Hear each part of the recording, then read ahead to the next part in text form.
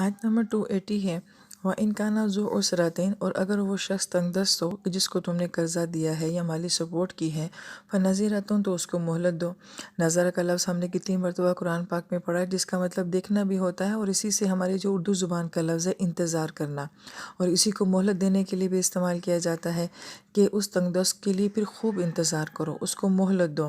اور یہاں پہ نظرتن بھی نکرہ کے ساتھ بیان کیا گیا ہے، یعنی کہ اس مہلت دینے میں بہت آسانی ہونی چاہیے، بہت وسعت ہونی چاہیے۔ الا میسرہ، اور کب تک اس کو مہلت دینی ہے؟ جب تک کہ اس کے لیے آسانی نہ آ جائے۔ میسرہ کا لفظ جو ہے یہ مبالغے کا صیغہ ہے، یعنی کہ ہم جب کسی تنگ دست کو دیتے ہیں تو اگر تھوڑی بہت ہی اس کی زندگی میں آسانی آتی ہے تو فوراً مطالبہ نہیں کر دینا چاہیے کہ میرا واپس کریں۔ میسرہ کے اندر جو تصور دیا جا رہا ہے کہ جب وہ مشکل حالات سے بالکل باہر آ جائے، جب اس کی زندگی میں بہت زیادہ آسانیاں آ جائیں، اس وقت تک اس کو مہلت دینی چاہیے، اور جب وہ آسانی کے ساتھ دینے کے قابل ہو جائے تو اس وقت اس سے واپسی کا مطالبہ کیا جائے۔ اور پھر اگلی بات اس سے بھی اعلیٰ درجے کی کہے گی، وَأَن تَصَدَّقُوا خَيْرٌ لَكُمْ، اگر تم وہ سب صدقہ ہی کر دو تو تمہارے لیے بہت بہتر بات ہے۔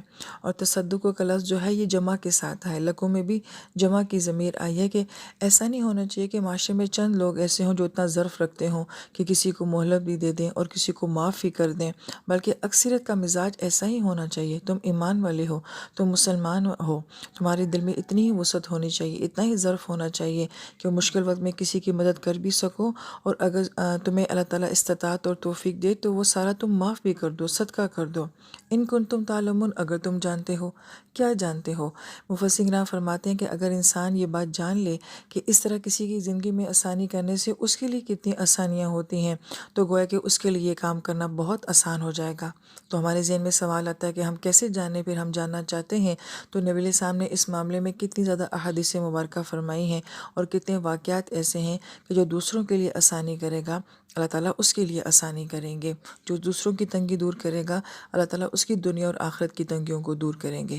تو اگر انسان یہ جانتا ہو تو اس کے لیے پھر یہ عمل کرنا آسان ہو جاتا ہے۔